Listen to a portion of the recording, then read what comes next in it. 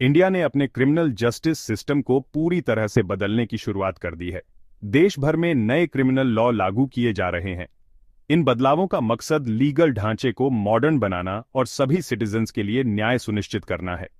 इस बदलाव में पुराने कानूनों को हटाना और नए कानून बनाना शामिल है। यह बदलाव लॉ एनफोर्समेंट के कई पहलुओं को प्रभावित करता है, इन्वेस्टिगेशन से लेकर प्रोसिक्यूशन तक। पुराने क्रिमिनल लॉ, जिनमें से कुछ कॉलोनियल एरा के हैं, अक्सर आउटडेटेड और इनएडिक्वेट समझे जाते थे। वे मॉडर्न डे क्राइम की कॉम्प्लेक्सिटीज से निपटने के लिए संघर्ष करते थे। नए कानून महत्वपूर्ण बदलाव लाते हैं। उदाहरण के लिए, साइबर क्राइम और ऑर्गेनाइज्ड क्राइम जैसे अपराधों को अब और अधिक व्यापक रूप से एड्रेस्ड किया गया है। नए कानून लीगल प्रोसेसेस को स्ट्रीमलाइन करने का भी लक्ष्य रखते हैं। वे हेनस क्राइम्स के लिए कठोर दंड का प्रावधान करते हैं, जिसका उद्देश्य संभावित अपराधियों को रोकना और पब्लिक सेफ्टी को बढ़ाना है। 1 जुलाई से 3 आपराधिक कानून, भारतीय न्याय संहिता, भारतीय नागरिक सुरक्षा संहिता और भारतीय साक्ष्य संहिता पूरे भारत में लागू हो गए हैं। इन 3 कानूनों ने देश के मौलिक आपराधिक कानून यानी भारतीय दंड संहिता 1860, दंड प्रक्रिया संहिता 1973 और भारतीय साक्ष्य अधिनियम 1872 की जगह ली है। ऐसे में बीबीसी हिंदी ने दिल्ली और नोएडा के 4 पुलिस स्टेशनों का दौरा किया और नए कानूनों को लागू करने से जुड़ी चीजों पर 15 पुलिसकर्मियों से बातचीत की। आम समझ ये थी कि नए कानूनों के प्रभाव का आकलन करना अभी जल्दबाजी होगी। उनका मानना था कि अगर कर्मचारियों की संख्या को नहीं बढ़ाया गया तो जांच में देरी हो सकती है। जिन लोगों से हमने बातचीत की, उनमें से ज्यादातर का कहना था कि उन्हें ट्रेनिंग दी गई है। हालांकि कुछ ने यह भी आरोप लगाया कि यह ट्रेनिंग बहुत ही संक्षिप्त थी। उनका कहना था कि काम के दौरान ही वो इसे सीखेंगे, क्योंकि नए कानून अब लागू हो चुके हैं। 1 जुलाई को गृहमंत्री अमित शाह ने प्रेस कॉन्फ्रेंस में कहा था कि कई इंस्टीट्यूशंस को अधिकृत करके 23,000 से अधिक मास्टर ट्रेनर्स का प्रशिक्षण किया जा चुका है। उन्होंने कहा कि 22.5 लाख पुलिसकर्मियों की ट्रेनिंग के लिए 12,000 मास्टर ट्रेनर्स तैयार करने का लक्ष्य था। उन्होंने आगे कहा, जुडिशरी में 21,000 सबॉर्डिनेट जुडिशरी की ट्रेनिंग हो चुकी है। साथ ही 20,000 पब्लिक प्रोसिक्यूटर को ट्रेन किया गया है। Bureau of police research and development के मुताबिक गृह मंत्रालय ने पुलिसकर्मियों के लिए कई ट्रेनिंग मॉड्यूल तैयार किए हैं, लेकिन जिन पुलिसकर्मियों से हमने बातचीत की है, उनकी कुछ आशंकाएं थीं। जहां एक कांस्टेबल का कहना था कि उन्हें सिर्फ 1 दिन की ही ट्रेनिंग मिली है, वहीं एक सब इंस्पेक्टर का कहना है कि उन्हें 5 दिन की ट्रेनिंग मिली है। Bureau of police research and development की वेबसाइट पर जो कंटेंट अपलोड किया गया है, उसमें जो ट्रेनिंग मॉड्यूल दिखाए गए हैं, उनमें बताया गया है कि ट्रेनिंग 2 से 5 दिन तक की हो सकती है, जो पुलिसकर्मियों की वरिष्ठता के आधार पर तय की गई है। हालांकि बातचीत में सभी पुलिसकर्मियों ने कहा कि वो काम के दौरान ही नए कानून सीखेंगे। नोएडा फेज 1 के station house officer SHO Amit Kumar Bhadana ने बीबीसी से कहा, हम चीजें पढ़ रहे हैं, समझ रहे हैं।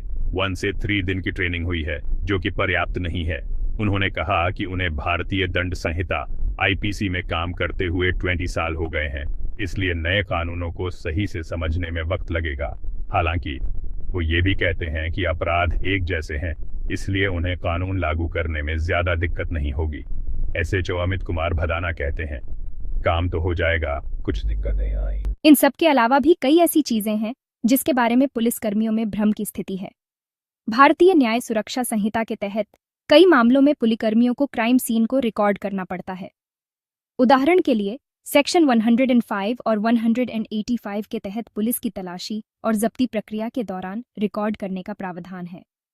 हालांकि ये किया कैसे जाए, इस पर असमंजस की स्थिति बनी हुई है। निजामुद्दीन पुलिस स्टेशन के सब इंस्पेक्टर ML मीना कहते हैं कि हमें बेल्ट दी जाएगी जिसमें कैमरे लगे होंगे। ये कुछ ऐसा ही है जैसा पश्चिमी देशों में पुलिसकर्मियों को बॉडी कैमरों से लैस किया जाता है। हालांकि दूसरे पुलिसकर्मियों का कहना है कि उन्हें इसके बारे में नहीं पता है। वहीं एक इंस्पेक्टर का कहना है कि उन्हें मोबाइल टैबलेट दिए जाएंगे। इस बात पर कोई स्पष्टता नहीं दिखी।